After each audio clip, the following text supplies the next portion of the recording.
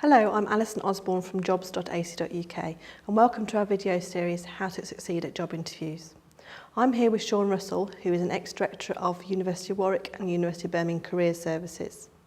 Sean has over 10 years experience interviewing people and is now a career coach, trainer and consultant. Sean, thank you for joining me today. Pleasure. You've been lucky enough to get an interview, you've done your preparation. How should you present yourself on the day of the interview? Well, without going into too much fairly obvious detail about being smart and tidy and clean, although actually it's worth saying there's a very good motto, if you like, which is you can't go wrong if you dress smart, and particularly if you're looking at jobs in a university, you're going to be wearing pretty straightforward formal clothes. That's really important. And I think in terms of it's key to show that you're interested, both in terms of what you say and the way you say it. So if you don't smile at all, if there's no eye contact at all, then people are going to be thinking, well, what's this person going to be like with other people, particularly if it's a client role, team members and so on. So that's really important. And obviously being yourself, which is such a cliche in terms of interview advice, but it's really important. If you're generally quite a measured, reasonably enthusiastic person, then you don't really need to hype yourself up to be hysterically enthusiastic, because the difference between the real you and what you're trying to perform will be picked up by the panel, and it jars, the difference jars, so be yourself. So when you first walk into an interview room, what do you do?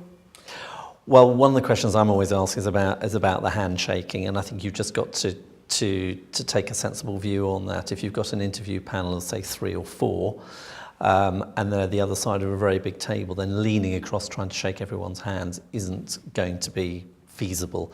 So I think just take their lead. And certainly as you're introduced to people, acknowledge them, nod, smile. In terms of body language, again, a question I get asked a lot, really, if you have got some fairly extreme body language, hopefully you will know about that before you go into the interview panel. But I don't think one needs to work too much on little nuances of body language. There isn't time, and it takes a lot of time to shift that.